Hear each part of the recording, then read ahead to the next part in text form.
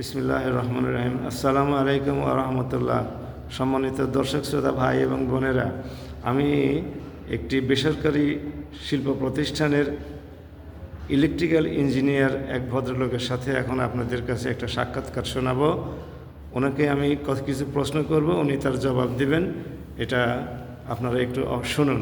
উনি যেহেতু মাঠে ময়দানে কাজ করেন, অনেক বন্ধুবান্ধবের সাথে তার ইন্টারাকশন আছে, সুতরাং ওনার বক্তব্যটা জাতির জন্য কল্যাণকর হতে পারে। আচ্ছা জনাব ইঞ্জিনিয়ার সাহেব, আপনি আগামীতে কোন দল ক্ষমতায় আসবে বলে মাঠের ইনফরমেশন সম্পর্কে আপনি অবহিত? বর্তমানে বাইরে মানুষের সাথে কথা বলে প্লাস আমার চিন্তা ভাবনার আলোকে আমি যেটা বলতে পারি, নিশ্চিন্তে 2026 সালে জামাত সরকার গঠন করবে ইনশাল্লাহ। আচ্ছা, কেন এই ধারণা আপনার মধ্যে জন্ম হয়েছে?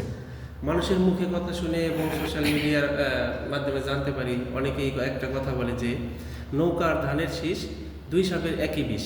কী জন্য বলে, পূর্বের যে ফ্যাসিস্ট সরকার শেখ হাসিনা যে কাজগুলো করছে, বর্তমানে বিএনপির মধ্যে সেই কাজগুলোতে দেখা যায় বরং তার চেয়ে বেশি হইতেছে। যেমন পূর্বে মানুষ রিক্সাওয়ালা বা টেম্পো স্ট্যান্ড বিভিন্ন জায়গায় যে চাঁদাবাজি দখলবাজি করতো, সাপোজ চাঁদা নিতে আওয়ামী লীগ সরকারের যে ইগুলো চাঁদাবাজিগুলো ছিল, তারা সাপোজ 20 টাকা নিত।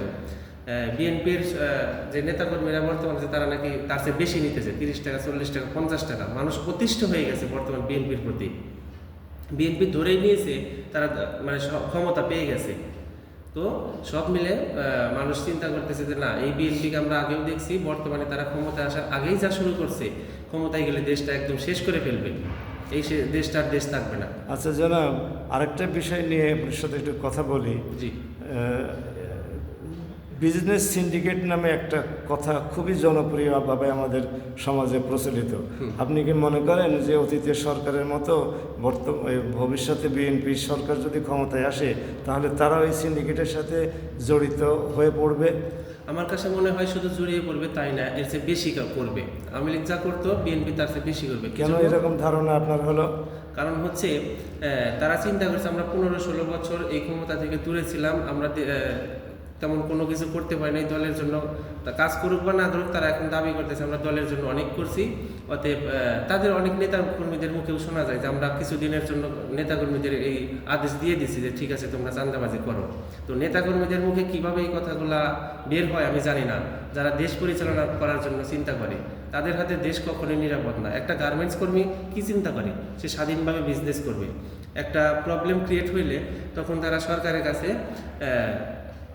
মানে আবেদন করবে, তা সেই প্রবলেম থেকে যেন মানে পায়, পরিত্রাণ পায়। কিন্তু সেই সরকারি যদি এই সিন্ডিকেটের সাথে জড়িত থাকে, তাহলে তারা কোথায় যাবে? অতএব বিভিন্ন ধরনের বিজনেসম্যানরাও বর্তমানে বলা করতেছে যে এবার আমরা জামাতকে ক্ষমতায় দেখতে চাই, তাহলে আমরা শান্তিতে বিজনেস করতে পারবো। অন্তত বড় বড় বিজনেসম্যানদের সাথে আমাদের কথা বলার সুযোগ হয় না, তবে বর্তমানে যে ছোট ছোট বিজনেসম্যানদের সাথে আমাদের আলোচনা হয়, মিটিং হয়, আমরা মাঝে মাঝে ডিসকাস করি। অনেক ফ্রেন্ডরা ভালো ভালো কোম্পানিতে আছে, তাদের সাথে কথা বলে তারা এই জিনিসটাই শেয়ার করে যে না, সামনে জামাতকে তারা ক্ষমতায় দেখতে চায় এবং তার জন্য তারা সহযোগিতা করবে।